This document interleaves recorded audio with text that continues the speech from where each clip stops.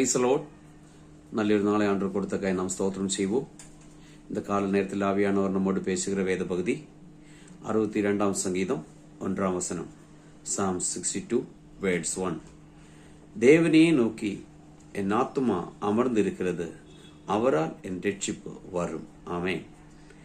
என்னை கேட்கிற தேவனுடைய பிள்ளையே, நாம் தேவனே நோக்கி ஆமேன் ஆத்துமா அமர்ந்திருந்தால், அதாவது தேவ சமூகத்தில் காத்து பொறுமையோடு நம்ம இருந்தால், அவரால் என் ரட்சிப்பு, அந்த கர்த்தரால் நமக்கு ரட்சிப்பு உண்டாகும்.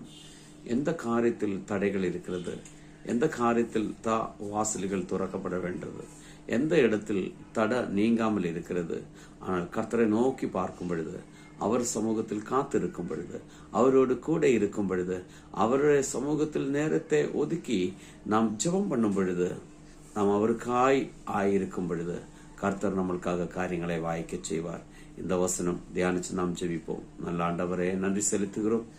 இந்த கால நேரத்தில் என்ன கேட்கிற ஒவ்வொரு பிள்ளைகளையும் இந்த வசனத்தின்படி பிதா குமாரன் பரிசுத்த ஆவியின் நாமத்தில் ஆசீர்வதிச்சு ஜெபிக்கிறோம். இயேசுவின் நாமத்தில் பிதாவே, ஆமென்.